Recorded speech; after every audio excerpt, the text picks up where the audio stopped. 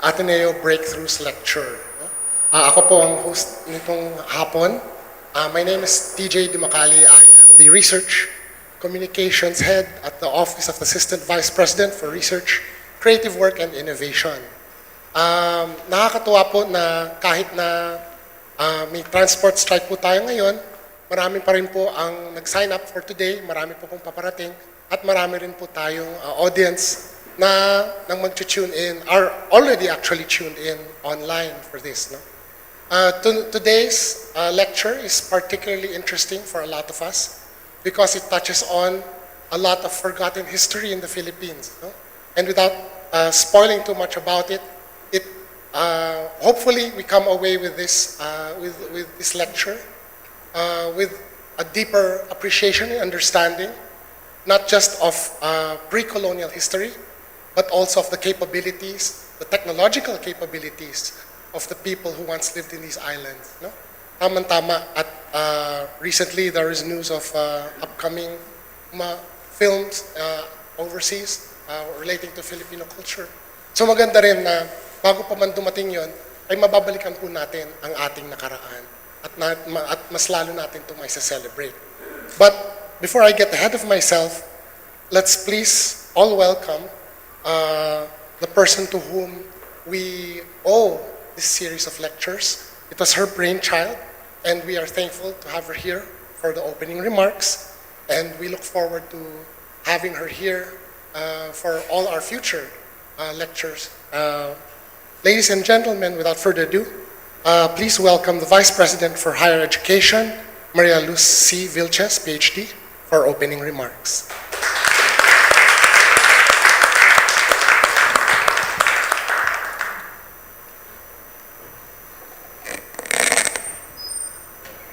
Thank you. Good afternoon, everyone. There seems to be a lot more online. Good afternoon to those who are online and those who are here on site. And I'd like to welcome you to this third breakthrough lecture. At the outset, I'd like to thank Dr. Jun Aguilar, AVP for Research, Creative Work and Innovation, and his team for staging this event. And I'd like to thank everybody here as well who came. Maybe the traffic was not so bad today. So we hope that you're going to enjoy this lecture. So what a breakthrough indeed it is for us this afternoon to listen to Dr. Pavlik discuss his exploration of the archaeology of ancient human migration and maritime interaction in this country, how the early hominins reached Luzon and then moved on to Palawan and Mindoro. I'm always fascinated by how anthropologists can unravel life, stories, and meanings of ancient civilizations from the study of fossils and artifacts and many other finds in their excavations. In my early academic life, I was put in charge of a museum library where I was surrounded by burial jars and fossils and all like that in the museum. And I was so fascinated with even just looking at what they contained, even if I did not understand fully well, but there were lots of other researchers who were doing that for me.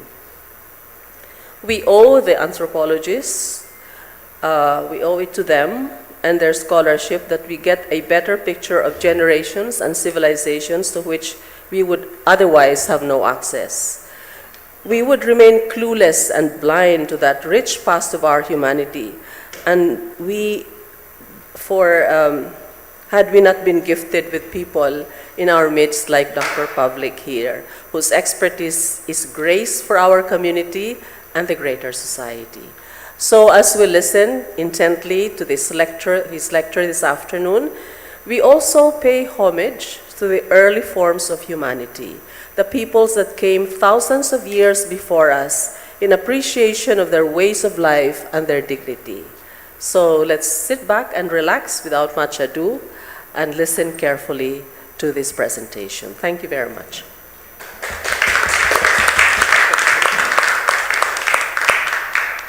Thank you very much, Dr. Vilches. And let's get right to it. Dr. Pavlik.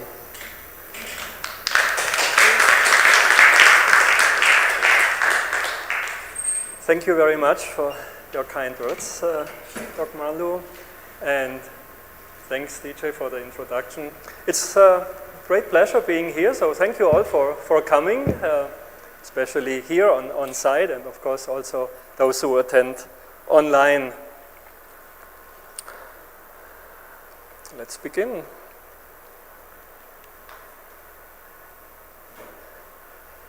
So, it talks a lot about early seafarers, early islanders, and of course the ways and possibilities they made a living, and I think quite a successful living in this archipelago, and how they adapted to a very different environment.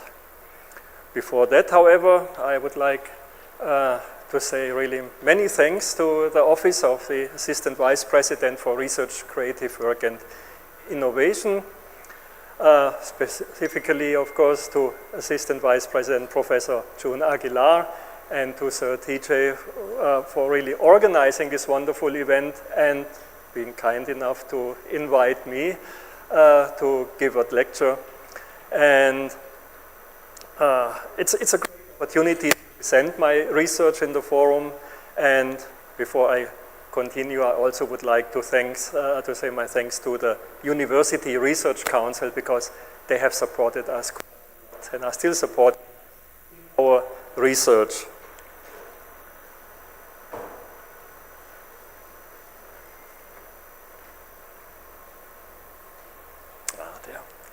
And research in this case, archaeological research initiatives in the Ateneo currently means the Traces Laboratory for Material Culture. We have a project that deals with prehistory and paleoecology of the central Philippines.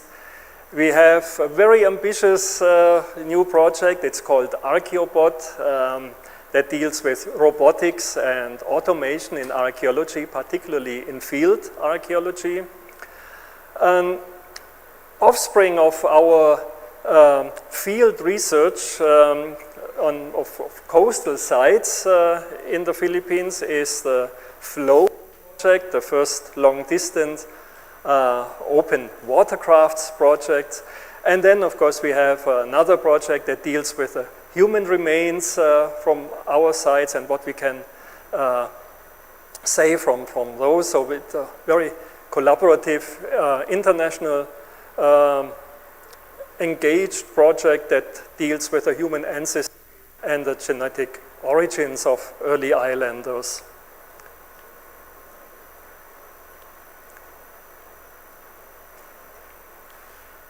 So when we talk about early peopling of the Philippine archipelago, the geography and the landscapes were a bit different from as they are nowadays. So entire Southeast Asia, well, the entire globe, had quite a different appearance during the so-called Ice Age. And the Ice Age is in fact a series of glacial periods and then interrupted by interglacial warmer periods, like we are obviously in one right now. And the last Ice Age, so to speak, the last glaciation, we are looking at much lower sea levels than today. They exposed large land masses. So the islands that Sunda Shelf were connected to the mainland and formed a really large landscape that nowadays is, of course, mostly underwater and very difficult to assess archaeologically. So if you look at the map, we see two parts separated by Huxley's line, or more correctly, Huxley's modification of Wallace's line. And this is a biogeographic boundary that separates the region of Sunda, so the mainland and the shelf region, and the oceanic part of Southeast Asia, or Sunda land and Wallacea in prehistoric times. Interestingly, Palawan is part of the Sunda region, and its fauna and flora is very similar to the mainland.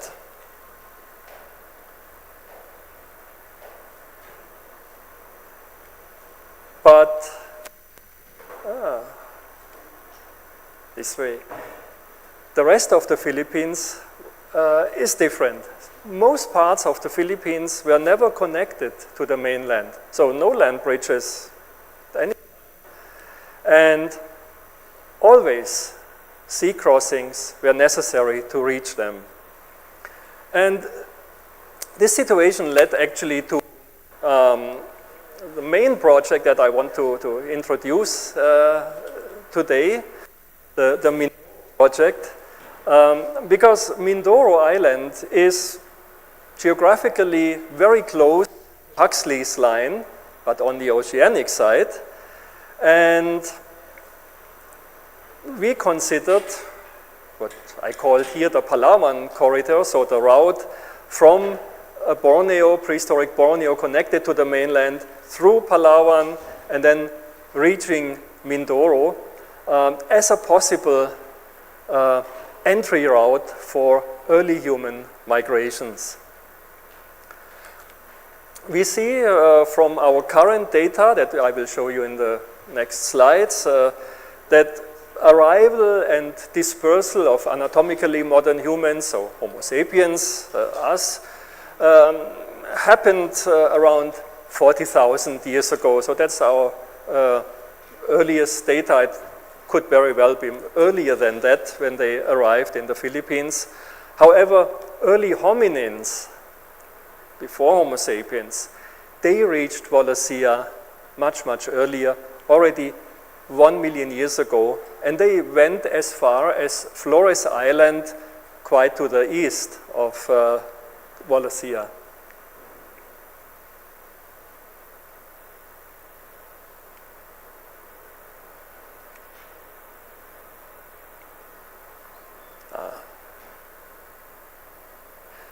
Now, shortly after that, or who knows, maybe around the same time, they also reached northern Luzon, which is quite remarkable because that's really the northern end of the Philippine archipelago. But we find evidence for hominin presence, actually quite well dated to more than 700,000 years ago in a site called Rizal in Kalinga, where the remains of a disarticulated but quite complete skeleton of a rhinoceros were found.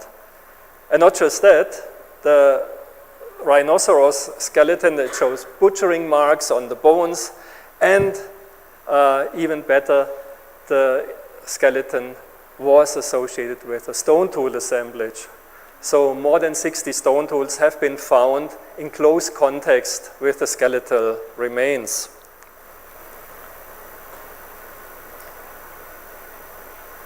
Let's see.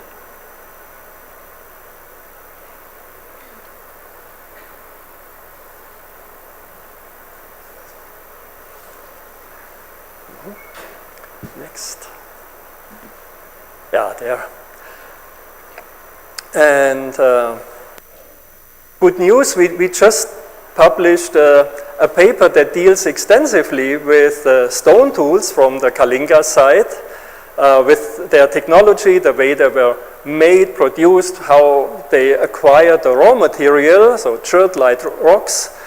And if you are interested, here's a QR code that will lead you to a link of the paper. The site in Kalinga seems to be related to another locality that we explored in 2001. It's the site Arubo. It's an open site in Nueva Ecija. It produced quite an interesting stone tool assemblage. Unusual because, well, not so many sites of the earliest Stone Age are known in the Philippines, but this one had quite some distinctive artifacts, most notably a hand axe, which you see in the center and which I have, unfortunately, as a copy only here, but in case you're at the National Museum, I think it's on exhibit in the National Museum in Manila. So I just passed this around. Thank you. And there are some relations, and one of these relationships would be the raw material. So the rocks that were acquired, and Arubo is also a source of these rocks, of large chert boulders, we find stone tools made of the same kind of rock in the Kalinga rhinoceros site. Moreover, there are similarities of tool assemblages outside the Philippines, particularly in the mainland, in Vietnam, in southern China, in Thailand, but also on Flores Island.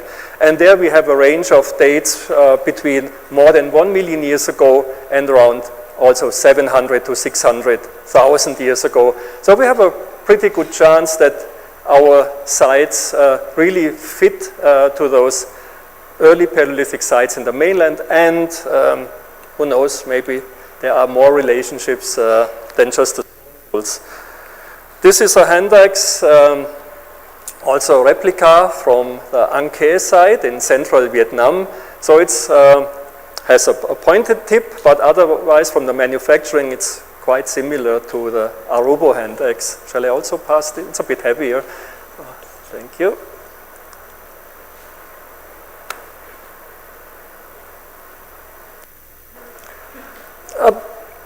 Most of my presentation deals with the arrival of early modern humans, so the first Homo sapiens that would arrive in the oceanic part of the Philippines. And this was the main topic of the Mindoro archaeology project. We started with surveys in the limestone formations of southern Mindoro in 2010, and it's quite favorable because it's really large areas of karstic formations, which means lots of caves and lots of potential to find archaeological sites and materials. We focused for various reasons then on the island of Ilin, which is just off of San Jose, Occidental Mindoro. And another site would be in Barangay Santa Teresa in Magsaysay, really on the southwestern end of Mindoro Island. So also from the distance here, it would be quite closest to Huxley's line.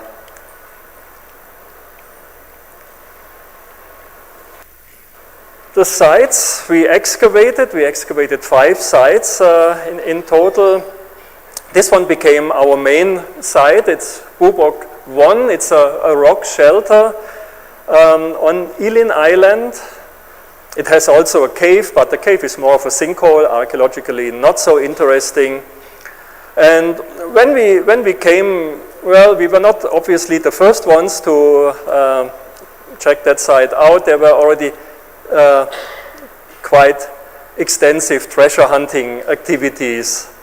And those treasure hunter diggings were quite bad, but on the other hand, they told us right away that this site has quite a lot of potential because they exposed a very dense and very extensive, very expanded shell midden, so large deposits of marine shells that they obviously consumed in the past.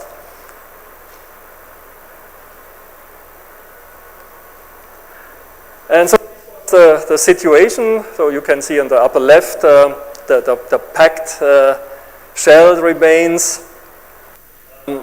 What we tried was to connect 3 of the main treasure hunter diggings that just happened to be fairly in a line, to connect them and acquire a large, more than 7 meter long stratigraphic profile where we could see the archaeological deposits from the top down to the bottom.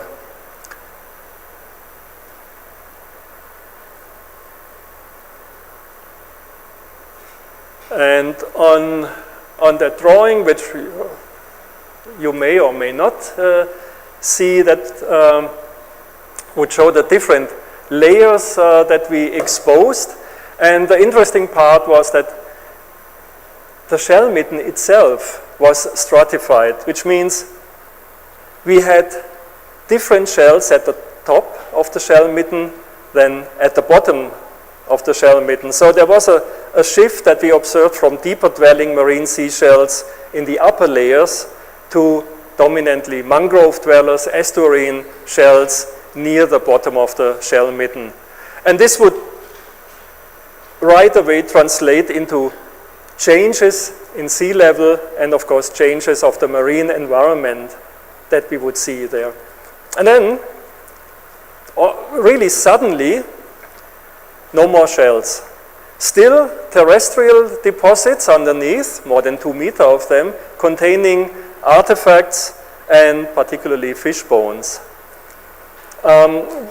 We have a series of radiocarbon dates for the shell mitten, only not yet for the deposits underneath, but the shell mitten itself has a chronology of around 4,000 years ago near the top of the shell mitten to as early as 35,000 years ago. So we know that the terrestrial deposits underneath should be older than 35,000 years.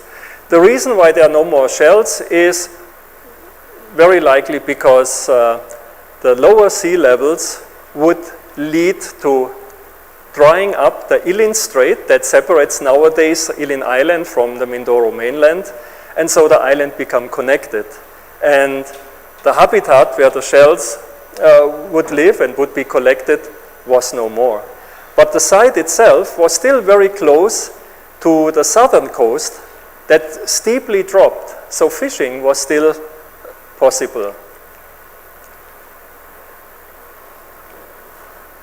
The neighboring site, Bubok 2 rock shelter, was fortunately undisturbed, so no treasure hunter activities there, and that's why we were able to retrieve the remains of several hearths and also pottery in the surface or close to the surface.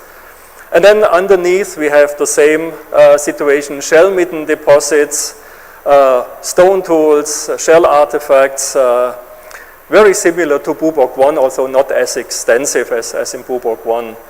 And because that site was undisturbed, we have a really consistent radiocarbon chronology that would be around 1500, as late as 1500 AD, near the surface, and then going deeper would reach as early as 11,000 years ago. And then we wanted to go deeper, but it became extremely difficult. We exposed more and more rockfall, and in the end we ended up using jackhammers to dig through that rockfall. And so by the time, just before the pandemic closed everything down, we were actually also deciding to give up on Bubok 2 because it became too difficult to continue excavating. We opened 4 trenches, and in every trench it was practically the same situation. So unfortunately, it was a very good site.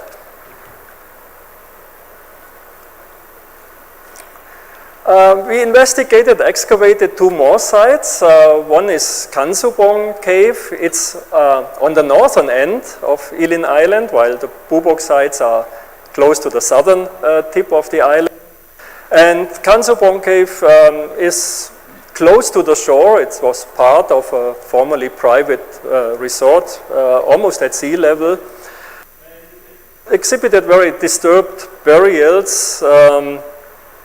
And when we arrived there and when we were able to get the permission to excavate and investigate there, the site was already heavily disturbed. So we tried to do kind of a forensic sweep where we attempted to reconstruct the locations of the different burials. And we also started with test pits to see if there are also earlier deposits, maybe prehistoric shell mitten, to be found underneath. Then again, the pandemic happened. Bilat Cave is the only site that is on the mainland of Mindoro in Santa Teresa, although it's quite close to Bubok, and you can actually see the location of Bubok if you are at Belat Cave. It's practically the only real cave. It has 3 chambers. One chamber opens to the land side, and this chamber is almost completely covered with shells, so it has a very large shell midden, not going very deep, but almost covering the entire chamber. It has 2 more chambers, and these 2 chambers, they open up to the Ilin Strait, so it's really directly at the sea, almost at sea level, between 3 meters, the highest spot, and, well, sea level. So when we tested the site, we did not really have much expectations and thought, well, during the Holocene optimum years ago, when sea levels were, due to global warming, between 3 and 8 meters higher than present day, the cave was likely flooded, and thought, well, maybe everything that's older was washed out. But we were wrong. Fortunately, a series of radiocarbon dates determined an age of the shell midden from almost present day. We have a couple of very, very late dates, and the cave is being used still as a storage place, so there are remains of old bunkers, spare parts probably, fishing nets. So the fishing community that lives there still uses the cave, so that present day date is quite justified, and the shell midden would go as early as around 8,000 years ago. And then same situation, no more shells or hardly any shells underneath. So probably the shell habitat was much further away due to lower sea levels. And we still, however, would find cultural materials and charcoal that we could date to around 13,000, and then the lower state, before the water table would stop our excavation, we retrieved was between 20 to 22,000 years ago. This was very important because what I did not tell you in the case of Bubok 1, we observed a break, an hiatus. We had no radiocarbon dates between 12,000 years and 26,000 years ago. So we really don't know what happened during that time on Ilin Island. Maybe Bubok, which is nowadays more than 30 meters above sea level, was just too high. So many more exposed with lower sea levels that people just didn't bother to go all the way up there. But it could also mean that nobody lived in Mindoro during the peak of the last glacial maximum, which was the last glacial maximum between 25,000 and 18,000. So 22,000 was really the peak, with sea levels as low as 130, 140 meters below present day. So, well, it could also be that nobody lived in Mindoro during that time. However, our dates showed that during the last glacial maximum and at the terminal Pleistocene, so at the end of the Ice Age, if you will, there were really people still in close vicinity to our sites in Ilin Island. So it shows that Mindoro, southern Mindoro, was possibly continuously populated for the last 40,000 years. So these sites, they would really nicely complement each other and provide us with a very complete chronology over the past 35 to 40,000 years. Those shell midden were really overwhelming. So when you see them, it's really massive. So nevertheless, it's much harder to find fish bones during the excavation, and many of our fish bones were retrieved during sieving of the sediment. And it shows that the sites also had a very diverse marine vertebrate fauna. I have to go back here. Oh, now it works very well. Yeah. You can see a high diversity of taxa, mostly coral reef fishes in the shell midden, but interestingly, exclusively pelagic fishes below the shell midden in those terrestrial deposits that are before 35,000 years.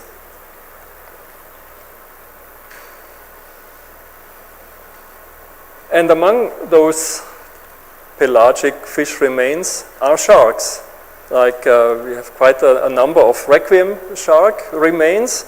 They even made beads out of requiem shark vertebrae. And we have remains of tuna and also rays. I would think that this requires quite a technology and a know-how to be able to catch those large predatorial fishes and not being caught by them. And the fact that we find really quite a number of these fish remains in our sites also gives some clues about the fishing technology, the capacity for fishing, and the boat technology. How did they catch those fishes? We assume, and this is based on very few tools, that they applied bait fishing. So we have associated with our fish remains in Bubok 1 the fragment of so-called fishing gorge. It's a bone tool, and it's, I think, also the oldest bone artifact so far found in the Philippines. It was likely employed as a lure and hook kind of mechanism, and it's actually an unchanged technology, because you would find those fishing gorges in much later sites on Batanes. They are dated to around 2,500 years ago, and if you go to the right websites and if you go to YouTube, you will find videos from survivalists and preppers on how to make those fishing gorges and use them. So probably since more than 30,000 years, this is a technology that has worked without considerable. Not that we have any remains of these boats, but this is the next project that we are doing. Also, what we found were pebbles, simple beach pebbles, which were modified to produce kind of a wasted appearance, and that would allow to tie them to fishing nets or fish traps and use them as weights, as net sinkers, quite likely for inshore fishing. So we find those pebbles in the shell midden deposits. So that would be another fishing technique that was particularly aimed at the reef fishes that appeared in the assemblage of the Bubok sites.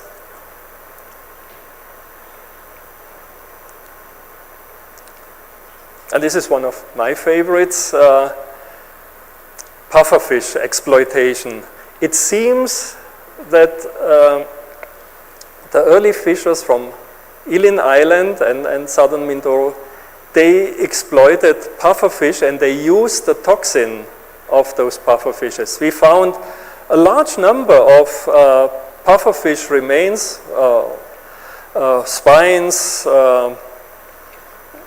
for example, covered from, I think, all sides, so from Bubok 1, Bubok 2, and from Belat Cave. And the MNI, the minimum number of individuals, reached 154, so 154 individual fishes, which means this was not an accidental bycatch.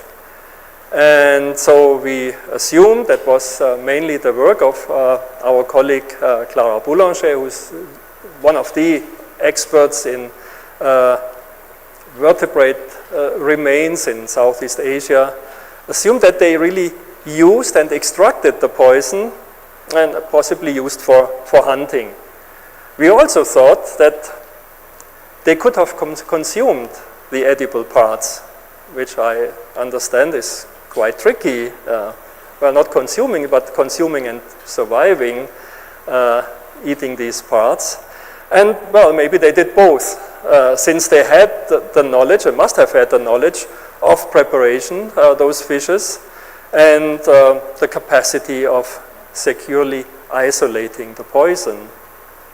I'm not an expert for puffer fishes, but I was told by our colleague that there are puffer fishes that have edible parts, so like fugu they would serve in some special restaurants in Japan. And there are puffer fishes that do not have any edible parts at all. I would not advise to eat them, of course. And in our materials, we don't find them. We only found remains of puffer fishes that had, obviously, edible parts. And well, that could be a hint. There is a terrestrial fauna, so not only fishing, but also hunting was practiced. All endemic species of Mindoro, so mostly wild pig, also tamarau, and 2 different species of deer appeared in our assemblage, Rusa mariana, and of course, the one I like very much, Rusa alfredi. No domesticated animals, which is also quite interesting considering the long use of especially Bubok 2 and Bilat cave. Still no remains of domesticated animals. Instead, on Ilin Island, we found something that's really nice, the remains of the Ilin Island cloud rat. And our excavations produced the first fossil evidence of an extinct cloud rat, Crateromys paulus, that is supposed to be endemic to Ilin Island, but only was reported, I think, in the 1950s in 1 specimen, and the provenience was not really clear. So it was said it's from Ilin Island, so you see the specimen on the right, but couldn't be sure, but we were able to identify the remains of this Ilin Island cloud rat, the sea, and also terrestrial. And who knows, some of them may have been hunted or trap hunted using that pufferfish toxin.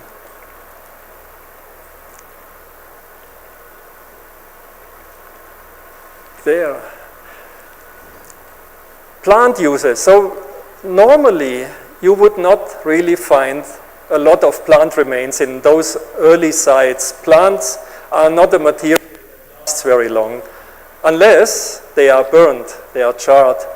And we were able to identify quite a number of charred plant fragments, and that's mainly the work of our colleague Jane Carlos, who works at UP School of Archaeology.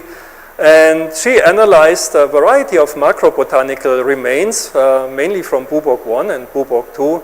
And so we have various charred woods, we have woody vines, even edible plants like pili, purple yam, and plants that can be used in many ways as a food resource, as fuel, as glue, and also as a raw material. And we assume, even though they are hunter-gatherers, fishers, still not interested in agriculture, but they obviously knew very well how to utilize and how to manage various very useful plants.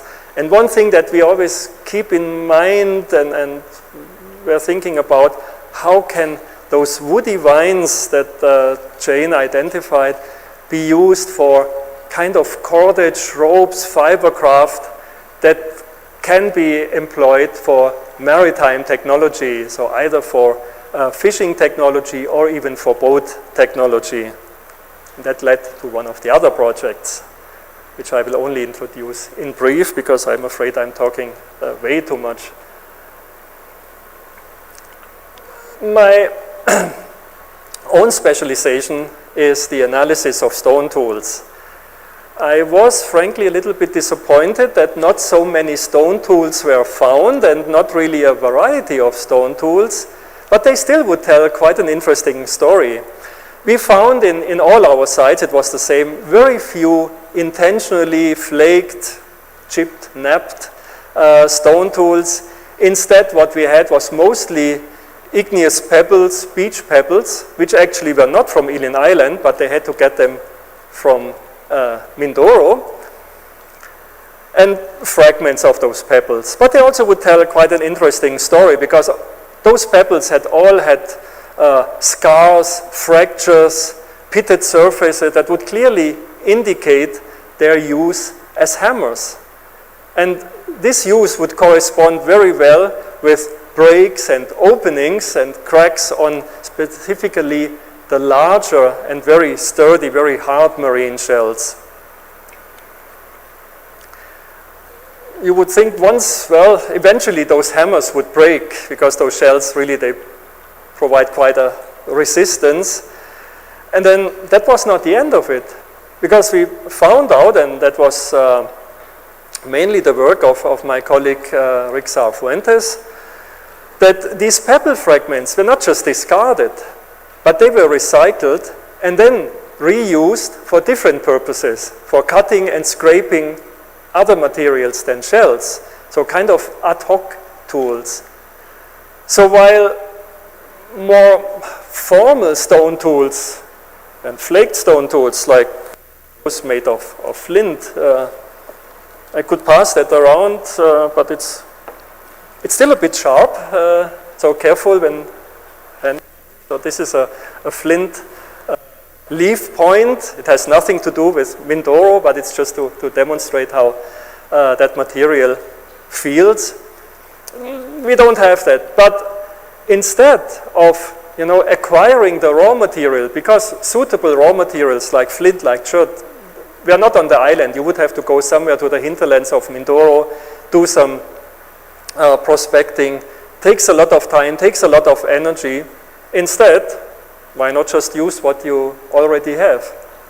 So it could be that we see as a reason for this multifunctionality that just simple pebbles were used as hammers, net sinkers, and other tools. Also a very good strategy to save energy, which right now we are all reminded we should do, and to be very efficient in these kind of efforts that would be sometimes really hard and very time and energy consuming.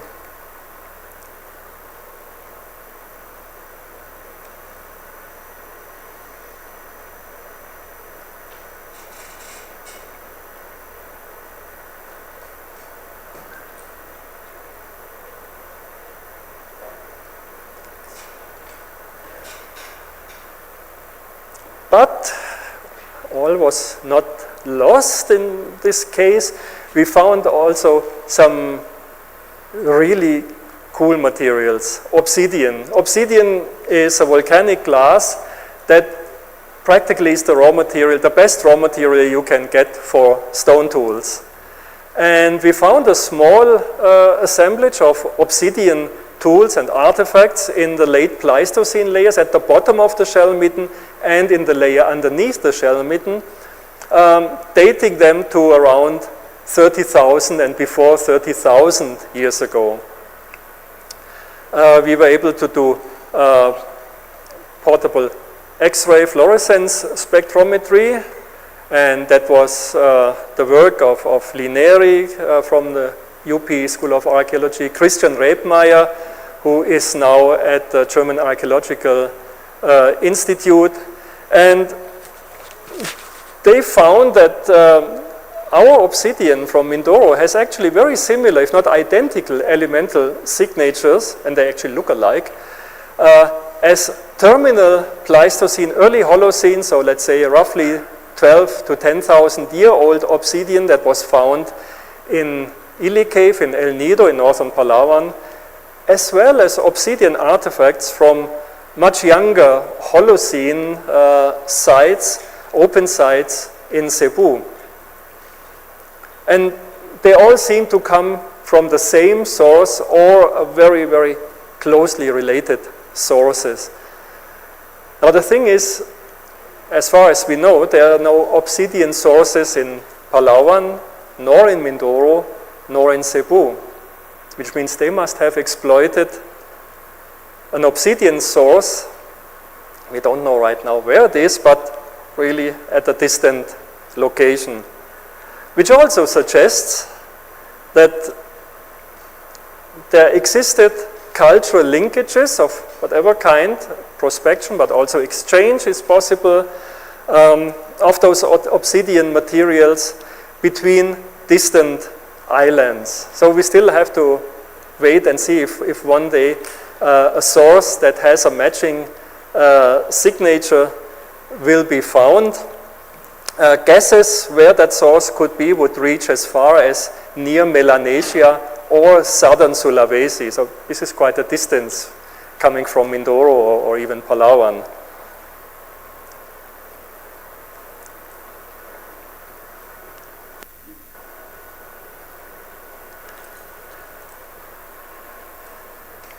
There's another category that was easily available, shell tools. We found an assemblage of shells from the shell midden, but also at the end of the shell midden, quite old, where flaking but also grinding techniques were applied to manufacture tools from these marine shells. And we can directly date marine shells, so we have a few direct radiocarbon dates of these flaked shell tools that would go as early as 33,000 years ago. So we have a range of dates between 28,000 and 33,000 years ago. And again, this is a material that was obviously easily available in large quantities, and they chose that material to complement lithic tools or maybe even replace them in our case.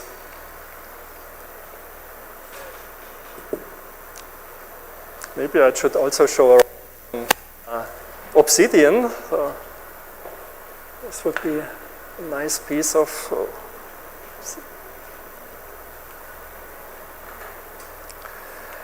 and a bit younger than that, but really nice, are shell adze blades. Edge ground, nicely polished shell adzes made of giant clam, Tridacna, that we found. We found one in Bubok 1, again directly dated to more than 7,000 years ago. Another one from Belat Cave, almost the same age. And then a bit older, an unfinished shell adze, but heavily used, so they never bothered to complete the actual adze blade, but decided to use it as kind of a chisel. So it had really extensive wear traces on its edges. That was directly dated to 9,000 years. And the interesting thing with shell adzes, you may think that they just copy stone adzes, something like that. Sorry, can also pass that around. So those polished stone adzes, but no. Stone adzes appear in island Southeast Asia around 4,000 years ago or later. So shell adzes is really an indigenous independent technology that is more than twice as old. You find that across Wallacea. It goes as far as Manus, so north of New Guinea, and East Timor to the south. And their dates, they range from around 11,000 years in the east, so the Manus site in the east, then gradually become young until they reach the Philippines. There's another site in Tawi-Tawi where they are in the range of between 7,000 and 9,000 years ago. And shell adzes, ethnographically and archaeologically, are commonly associated with boat building, so that's another thing that we kept at the back of our minds.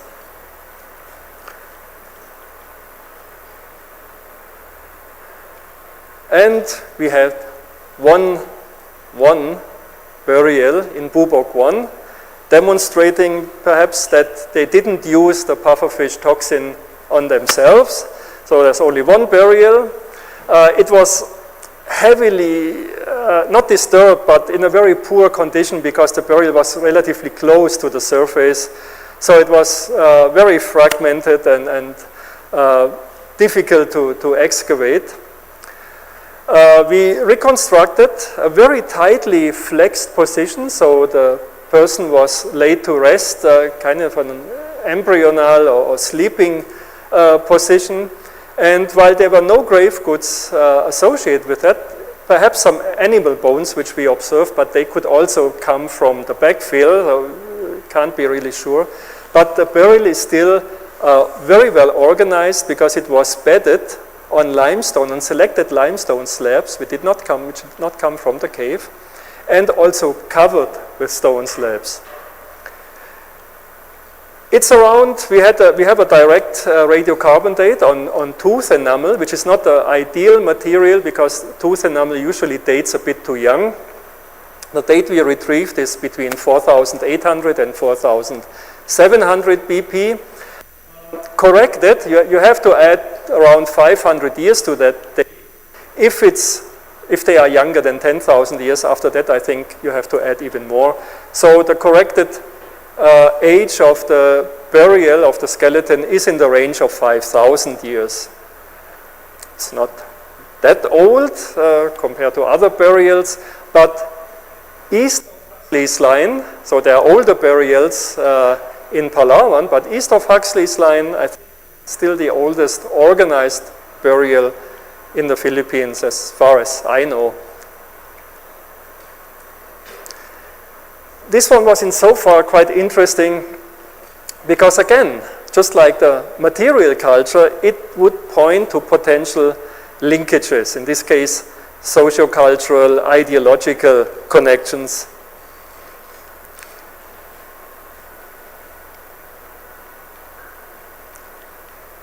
There is, if you look at the map of Southeast Asia, a widespread distribution of flexed burials. But most of them are in the mainland of Southeast Asia or the islands of the Sunda Shelf. And there are only a handful of burials that were found east of Huxley's line. In this case, would extend the geographic range of those burials to the northeast. And it would also show, or really strongly suggest, that the spread and diversification of social and ideological practices would come at that time from the mainland, where those flex burials date generally a bit older than an island, and then would reach and go across island Southeast Asia.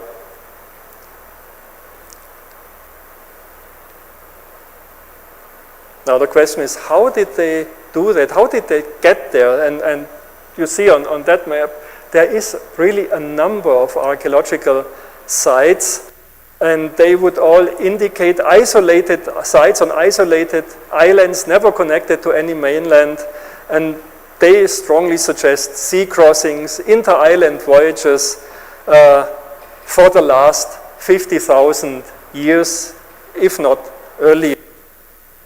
And we find evidence of pelagic bait fishing, of tuna, of shark and ray. So even before our sites in Ilin Island, so the oldest evidence comes from East Timor, where also shell fishing hooks were found. We don't have them. We have our bone fishing gorge and maybe a few more fragments of fishing gorges in Ilin Island.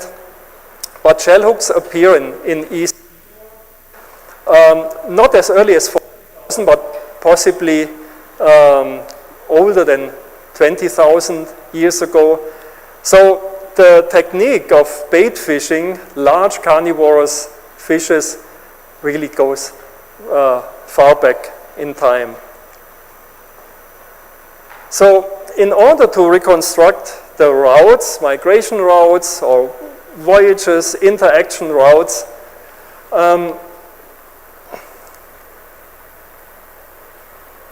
we of course can do a lot of experimentation, and there has been a lot of experimental seafaring done since of Thor Heyerdahl and Kon-Tiki and the Ra expeditions. And very recently, our Japanese colleagues, particularly Yusuke Keifu and his colleagues, they did experimentally, they tested dugout canoes, bamboo rafts, and successfully between between Taiwan and the Ryukyu Islands, which is about the distance between the Batanes group of islands and Taiwan. So quite doable. The problem is, how do you design the right watercraft? We don't have any evidence for such early boats or rafts or whatever. In Japan, at least, they have recovered out logs from a site that's around 5,000 years old. But if you want to find out how they did that 50,000 years ago, 40,000 years ago, how did those boats look like they used for open sea fishing, we have unfortunately no material evidence. So that's where we started with the first long distance open sea watercrafts, the Flow project.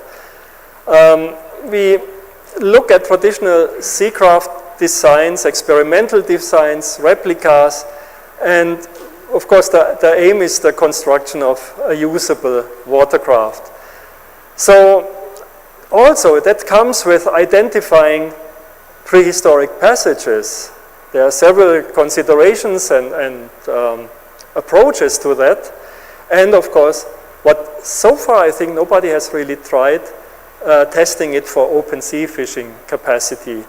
Now what we do before we start building any boat or raft, we want to do it as a kind of a reverse engineering of maritime technology and early seafarers. And the Flow project hereby is a collaboration with people who know a bit more about seafaring and boats than we do. So we collaborate with engineers and with naval designers here from the School of Science and Engineering and also from the University of Cebu that is specifically focusing on naval architecture and boat design for specific routes and specific purposes. This is a very new project that is has various stages, and our part, the archaeological part, is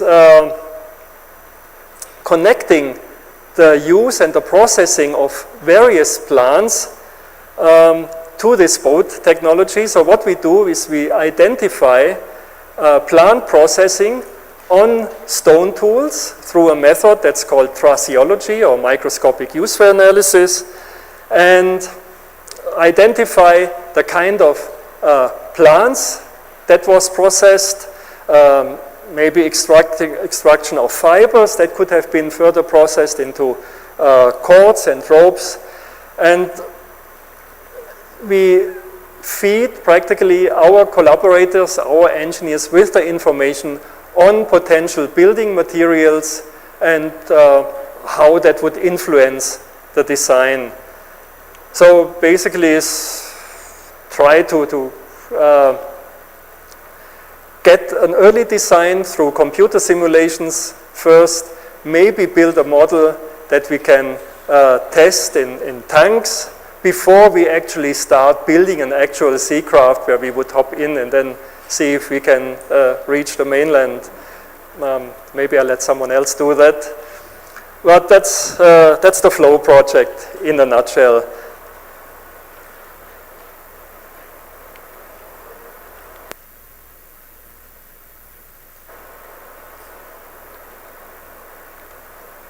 We also collaborate with colleagues from the Leibniz Center for Archaeology in Morepo in Germany. because they really specialize on the quantification of use-wear traces. They have a very sophisticated setting. They have microscopes that go beyond the capacity of the microscopes we have here in our traces laboratory. And so we work with them together in order to quantify and better determine microwear, use-wear traces on stone tools for a higher level of identification of the used and the work-processed plant materials on the stone tools that we retrieve from our sites.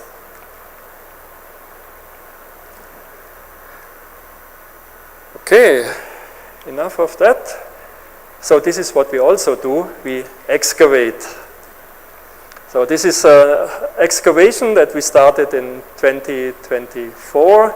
It's in Iloilo, a place called Pasu Cave in Dingle. And as you can see, we work very fast, interrupted by short breaks. And it's quite an intensive work. So at the end of the day, you really feel it in your bones, particularly when you get older.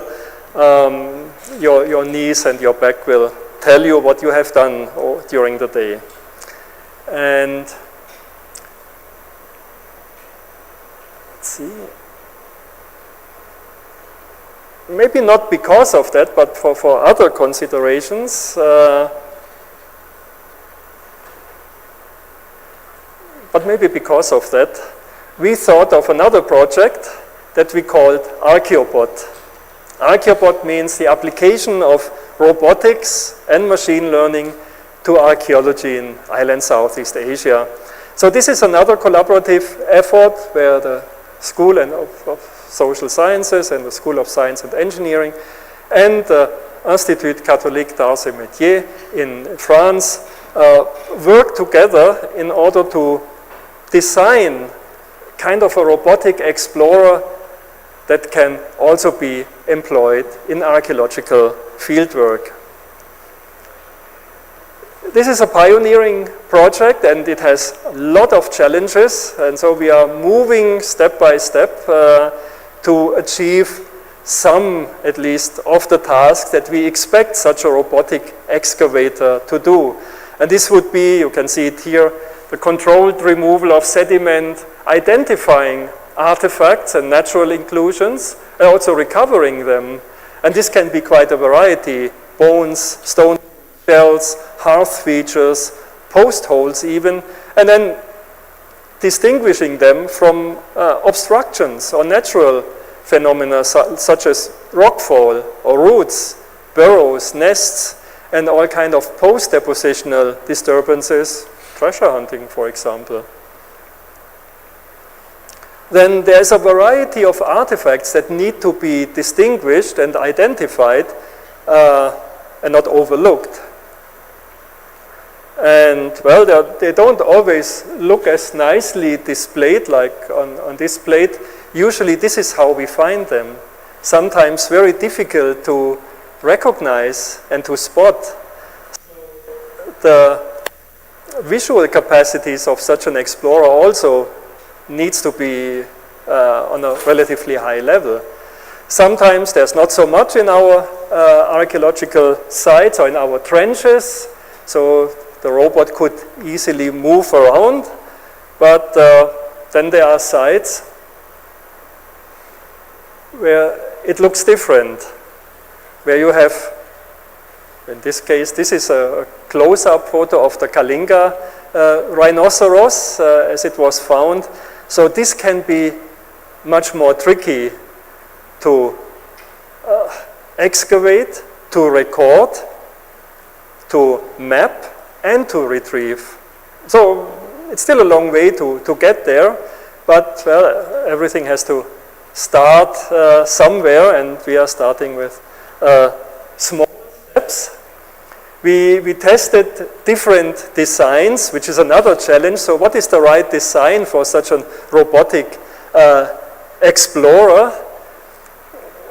Here there's that became a large machine with several modules.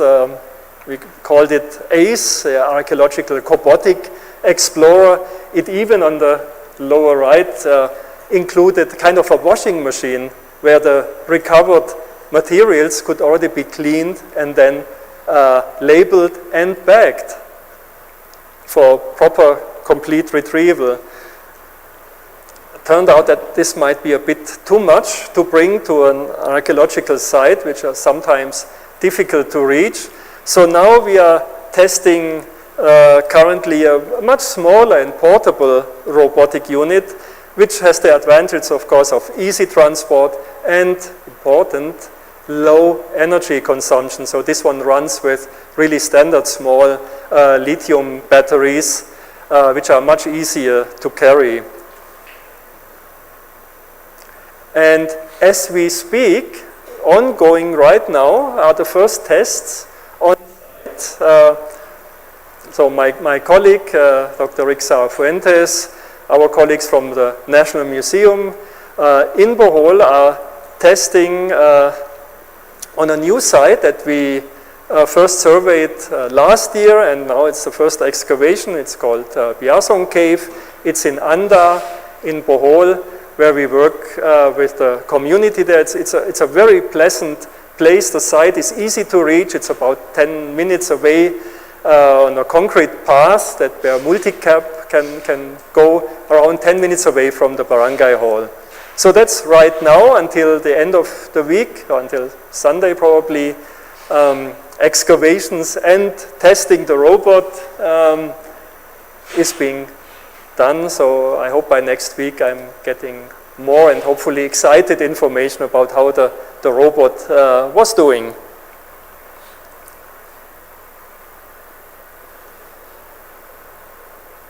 So I used your time quite a lot, so apologies for that. Let me just conclude briefly. So obviously the Philippines have acted as a conduit for the movements of people, of material culture, and also of ideas between the islands of Southeast Asia and also going back and forth to the mainland. The Palawan-Mindoro corridor was likely a migration route into the Wallacean part of the Philippines.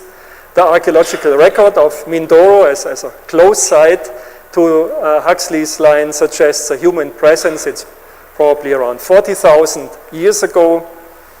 And the rapid climate and environmental changes in the late Pleistocene and the early mid-Holocene, so starting from around 40,000 years ago until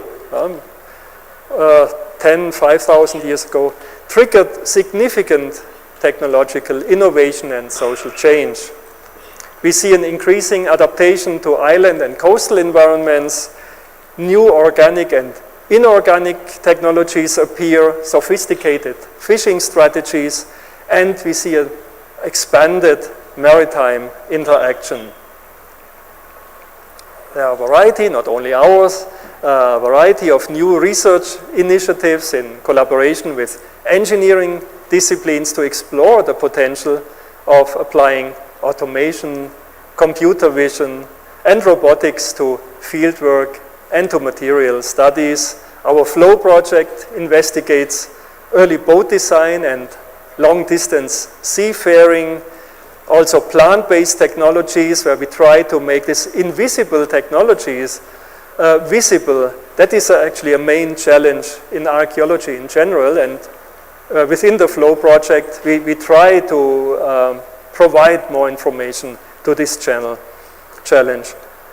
Archaeobot applies robotics and computer learning to archaeological excavation. We are still at the very beginning, but we want to improve object recognition and recording accuracy, because these are the main problems, let's say, for human error. So Archaeobot, the idea of Archaeobot in a hopefully not too distant future is to really reduce human error, mistakes, overlooks while excavating archaeological sites.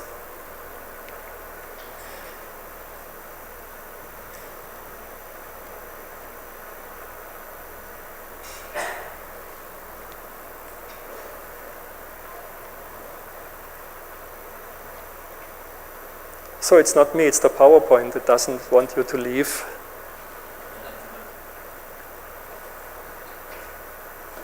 Thanks. Because that's it. Thank you very much for your attention. Thank you very much, Dr. Pavlik. So we've gone a bit over time, but yes. So thank you. Yes. So thank you. Yeah. Okay, thank you. So, Dr. Pavlik, we've gone a bit over time, but we do have my apologies. some time for, well, to be fair, it's not your fault, sir, but we do have some time for a few questions from the audience. Sure. If there's anyone, we have microphones on either side. Yeah, hi. We have some questions from our online participants. So we have two actually from Dean Jove Santa Rita of the UP Asian Center. So he has two questions. Number one, how did the development of the outrigger, double or single, represent a quote-unquote technological leap in stability and cargo capacity? And how did this enable the long-distance Austronesian expansion? So that's one. Number two, if Homo luzonensis arrived in Luzon roughly 67,000 years ago, does this challenge the out of Africa timeline? Or does it suggest that seafaring is much older human or pre-human trait than previously thought? Okay. Thank you very much for your questions. Not sure if I have the qualification to really answer them detailed. We don't really know how old the use of outrigger boats is, and that's again the problem, because we have really a lack of preservation of such early boats and organic material in general. But I would think, personally, one of my thoughts when in making boats would look into kind of a one-sided outrigger, or the case of a catamaran. So that's what I personally, not knowing anything about maritime technology or naval architecture and boat building designs, would try.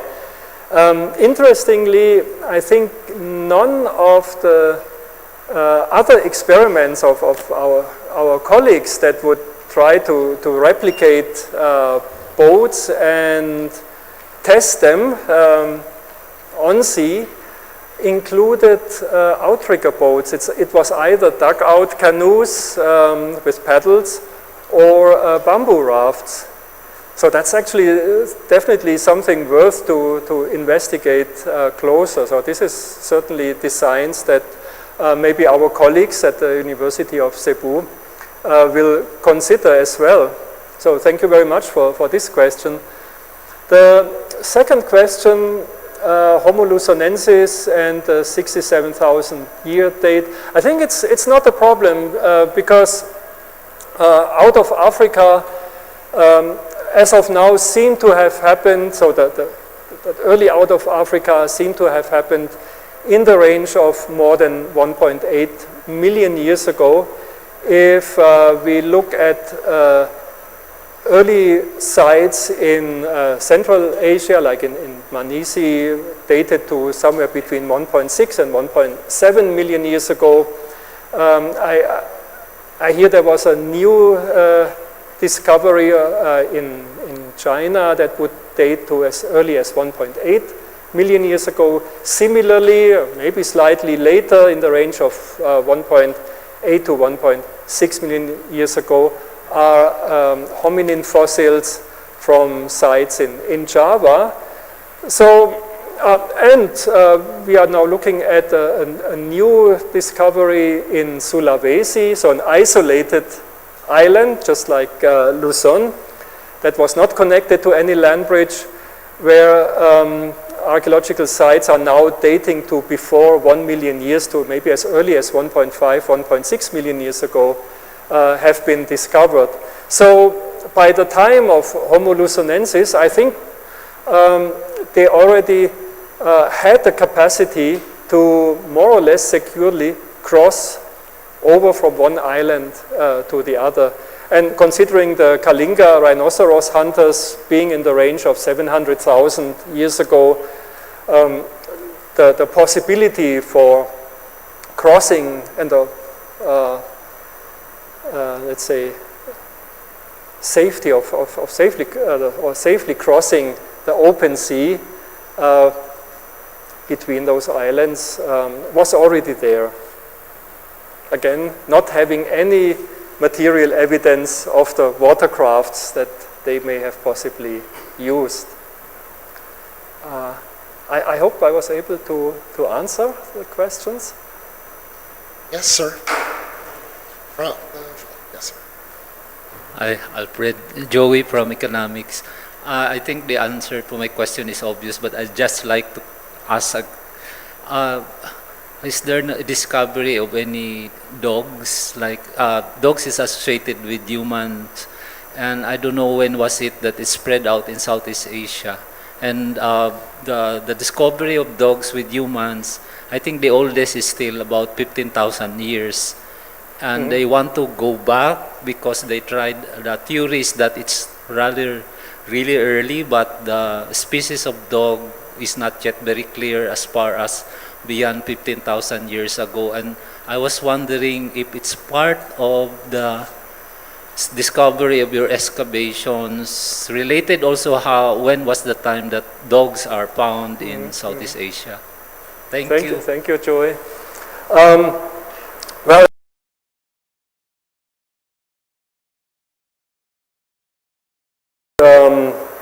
probably around or after 4,000 years ago by the first Austronesian speaking migrants that would arrive in the Philippines. I'm not that much of an expert, but I would also say I want to recognize Taj Vitales here from the National Museum in Manila, who is a seasoned archaeologist and may have better information, but I think dogs are really a relatively late introduction to the Philippines. I know in domestic dogs, and so we have also in Mindoro, we have absolutely no indication of domestic animals. Yes, it's the conventional knowledge about dogs in the Philippines started together with the arrival of this maritime breed, Austronesian speakers. However, there are evidence of, however, there are evidence of bone fragments or bone parts that are similar to dogs. So, you know, if you could call it canine fragments dated to as early as around 8,000 in Palawan. But the most established answer would be around 4,000. The development of domesticated dogs in Southeast Asia most likely began around East Asia, around China, because the earliest evidence of cohabitation between dogs and humans will be, you're right, 15 or 14,000 in the Eurasian region. So that means Europe to Asia, the northern part. So but the development of dogs are in the Philippines most likely started on that region, that East Asian region, before they were brought here. Yeah. Thanks. Thank you. Yes, ma'am.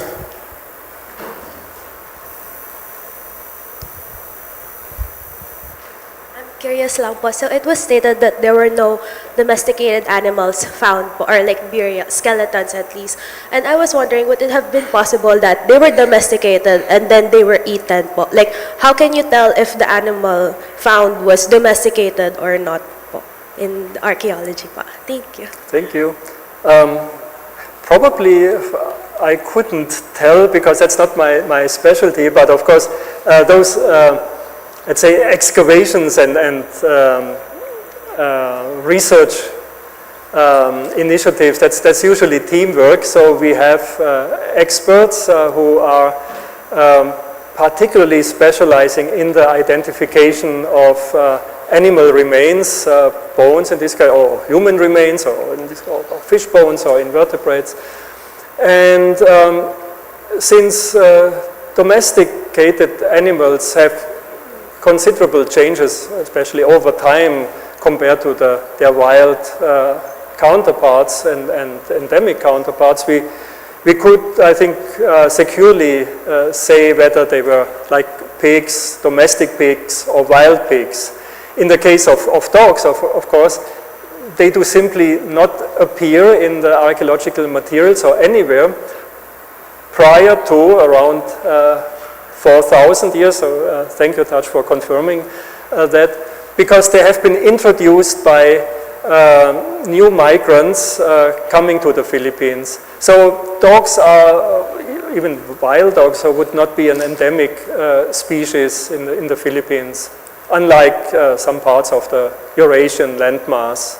For example, I remember the oldest, but dog domestication really goes far back in time. A site, I think the oldest identification of a domestic dog is from a site in the Czech Republic called Dolní Věstonice, which is in the range of 25 to 30,000 years. It's really super early, 30,000 years ago. And we have dogs in a very interesting burial site in Germany. That's a site in Bonn, where a very well organized burial of a man and a woman and a dog was found, and that one was also dated to the range of somewhere between markers of being a domestic dog. So it was not a wolf or something like that. Thanks. Yes, ma'am.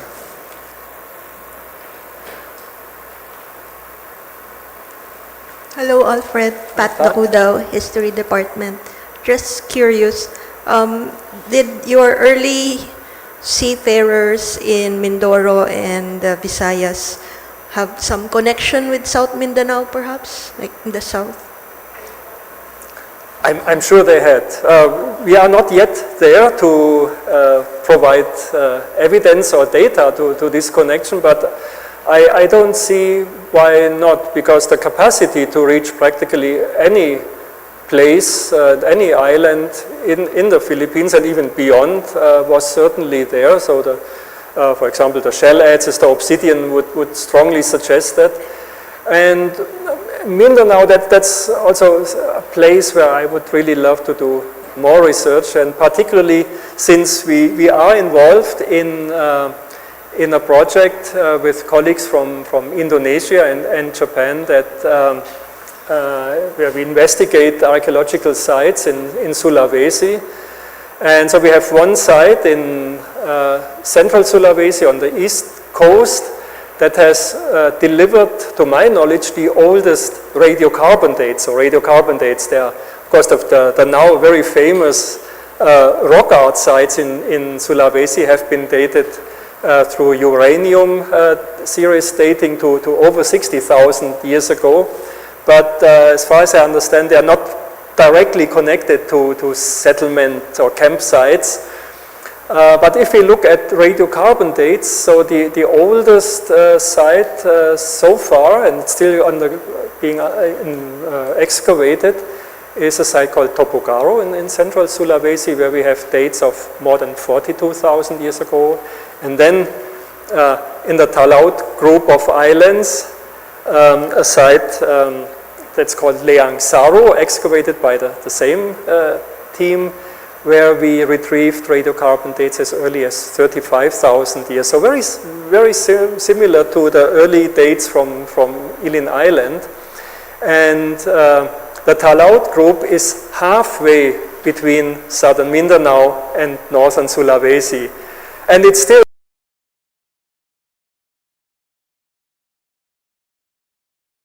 particularly for Carlo Rossi wines. And so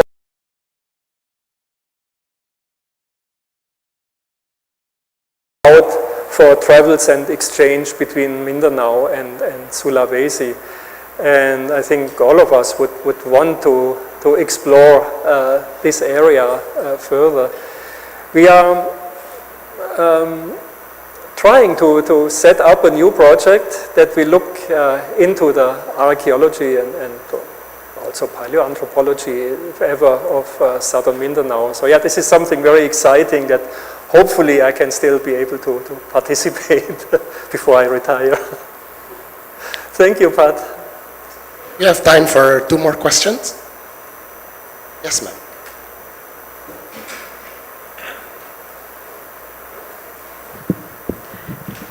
Just 2. Wondering about your mention of, my name is Betty Benitez Jono from UP Diliman, College of Arts and Letters. A question regarding the source for obsidian. You said there would have been sources for that in Indonesia, but it's not been fully, because where did the obsidian come from? If you've seen them in Bubog. Mm-hmm.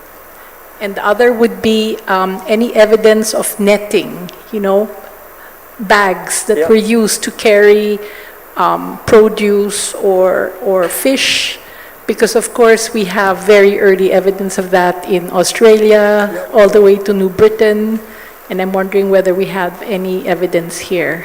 Mm-hmm. Thank you. Thank you for your questions.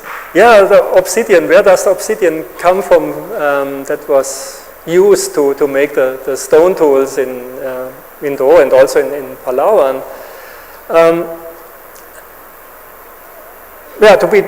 To be honest, so we haven't identified the source, and specialists here, notably Christian Redmeyer, who was working in ANU before he moved to his new position in Germany, had access to a very expanded database, mostly for the Sahul region.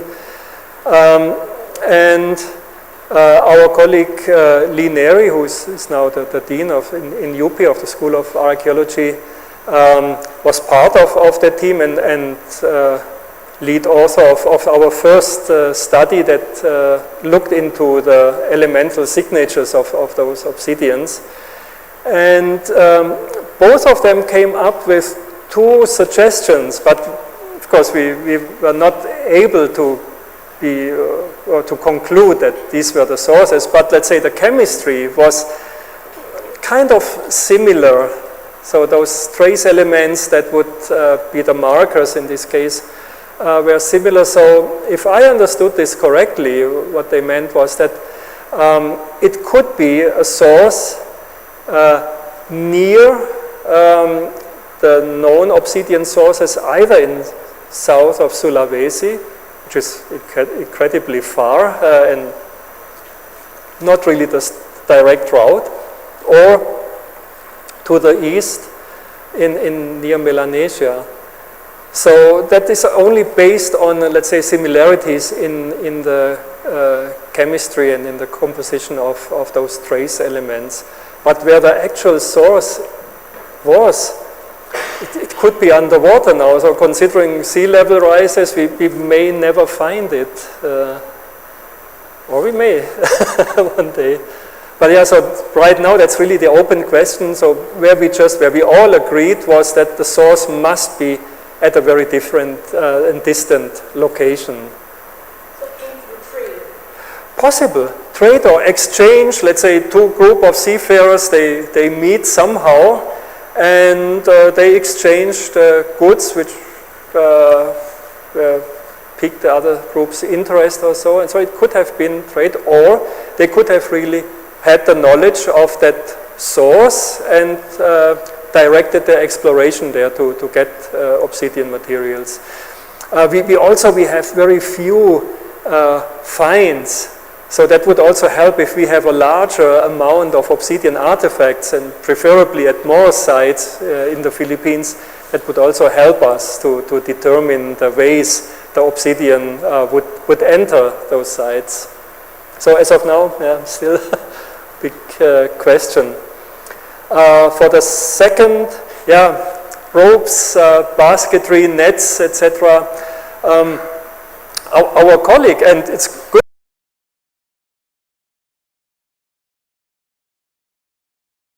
The question of plant processing and making process them to make them into basketry, into nets. that is based on a lot of experimental and ethnographic studies with Palawan groups. So I understand that you did several months of field work with the Palawan together and then combining them with analysis of stone tools from Tabon caves. So this was done by our colleague Armino Flair, Taj Vitalis, who is fortunately here and maybe can tell more about the preliminary results of that. But in the archaeological record, these materials are so perishable that we can only, like in the case of those stone net sinkers, indirectly assume that they were used for nets. But even then, you find those net sinkers also on fish traps, on basketry practically, so they have multiple purposes. But I have no doubt that nets and fish nets or nets for carrying go back a considerably long time. Yeah, good afternoon po. Yeah, unfortunately the organic materials like baskets it's hard to recover some of those because of its organic nature. Somehow we were able to infer and the processes of how it was done in the past now. So the stone tools or the flake tools from the Tabon caves themselves. The Tabon cave itself dating to around 39,000 to 33,000. They were able to find traces, like specific traces of how the stones were used.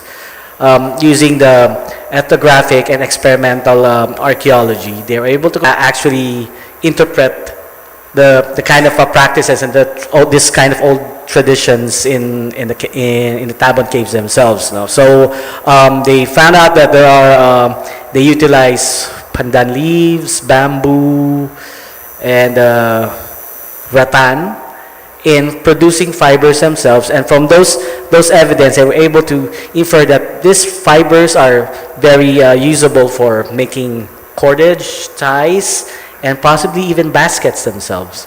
So this kind of changed our whole idea of the kind of material culture that we have in the past. So the foraging could be much more easier for the baskets, and even possible ideas of settlements back then.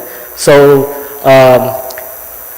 the idea of caveman somehow, gives us a more better understanding to this on the possibility of tying to make houses. And now through Alfred Pavlik, he also introduced the idea of possible maritime navigation, because that could also be used in making boats. So this breakthrough studies help us now to see how more sophisticated the culture of ancient Filipinos back then. So, yeah, thank you, Sir Alfred, for this. Thanks. Thank you. Yeah, thank you. Time for one last question from the audience.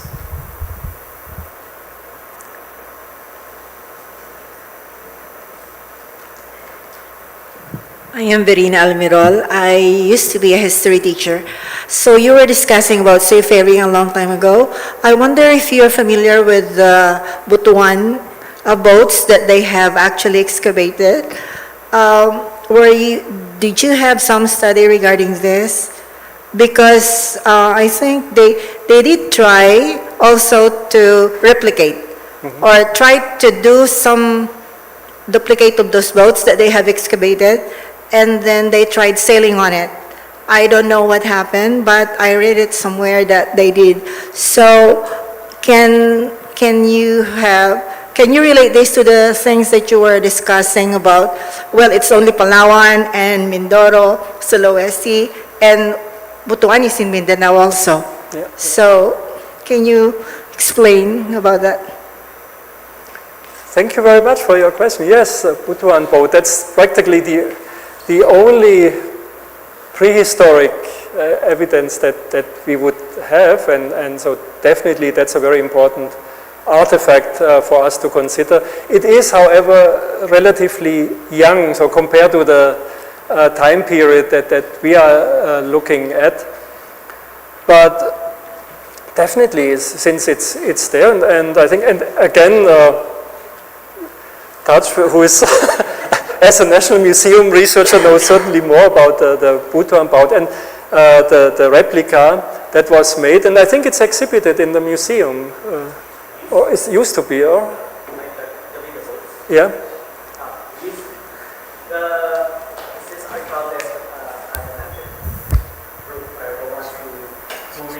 Oh, sorry. I guess there's another group headed by Art Valdez who tried to reconstruct the balangay boat, as they call it, from Butuan, using the knowledge of the Sama Bajau, because the Lepa has very close, it's very similar to the excavated Butuan boats now. So that they're the ones who initiated this kind of reconstruction and even experimented by coastal hugging from Philippines up to Vietnam now. So yes, they've made it, and as Alfred mentioned, this was like the epitome of our maritime excellence. But the gap between the Mindoro and Palawan archaeology and the Butuan is pretty much larger. So the studies on the early human migration, seafaring in Mindoro and Palawan help us to understand more how long we've been doing this seafaring experiences and cultures now. Thanks. And the design, of course, that will definitely play a part in the modeling that we are currently trying to do within the FLOW project.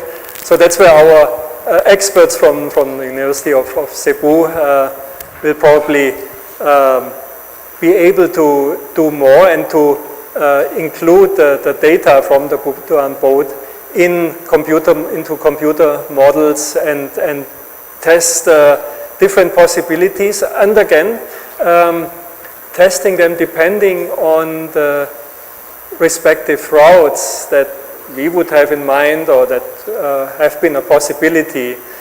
Routes, and that is also something that is always being in the foreground. So what were migration routes? And so in archaeology we like to talk a lot about migration, but what we sometimes maybe not forget, but what goes into the background is the everyday activities, the fishing, and particularly open sea fishing that requires a certain technology, because you go out, you catch like those large predators, and that requires a lot of technology to be able to catch them successfully and bring them back home. So it's not only about migration and groups, or if that really happened, that case, groups of people evacuating one point and one place and then all of them moving to another place. So it could also be movements of small groups for various purposes, and then just expanding the territory, discovering islands that would provide more resources that were there and where no other competition was available. So the process could be much more complex than just a migration from point A to point B. And in this regard, I think good boat technology and navigational skill that were crucial for that. So yeah, that's hopefully something where we can retrieve more data and information in the near future with our ongoing project. Thank you very much. Thank you very much. Perhaps just to cap everything off, sir, and to harken back and to encapsulate everything, especially with your project FLOW and your recent paper, maybe you could say a few final words on the Kalinga rhinoceros hunters. What was the most likely way they got to Luzon, given what you know of sea levels and the technology that they might have possessed? Yeah, if I would only know how they did it. I mean, what is clear is they were there, 700,000 years ago. I think in our more recent publication, our paper that just came out yesterday, the timeline for the first appearance of those early hominins is now even beyond 800,000 years ago, so becoming closer to the southern parts of Wallacea, like Flores. How they did it, practically two routes could come to mind. One would be our Palawan, Mindoro route, and then from there, of course, the many islands of central Philippines, of the Visayas area, were also connected and would provide various possibilities, so not only island hopping, but also movements overland or through along coasts, so that's a possibility. Another option, it seems a bit more tricky when it comes to conditions of the ocean currents, etc., but it is also not impossible that they moved from the north, so like Taiwan, like much later, Austronesian speaking groups would arrive in the Philippines and use the favorable currents back then. Of course, we also cannot really say for sure if the currents that exist nowadays existed 700,000 years ago with different sea levels and different environmental conditions. But I think that was one of the options that the excavation team was considering in their 2018 publication, so when they first featured the Kalinga rhinoceros in Nature. So yeah, either from the north or really from or through Palawan. Thank you very much, sir. And with that, we'd like to close today's lecture. Thank you again, Dr. Pavlik. It's a pleasure. If there's anything that we come up with. Thank you. Sana po, dahil sa lecture po today, mas lalo nating appreciate yung nakaraan natin, hindi lang bilang bansa, kundi mga taong nauna po sa atin, that the past peoples were apparently much more complex and much more sophisticated than we give them credit for. And I hope this inspires us moving forward with our own projects. And hope we inspire stories and also further research across various disciplines. Thank you very much, Paul. Thank you. We would like to ask everyone to come forward, please, for a final picture taking. And then we have refreshments outside, drinks and some food. Yes. Thanks. Oh, hi, Eric. Congratulations. Danke. How are you doing? Good. Pag dito o not sila? Okay. Yes, sir. We'd like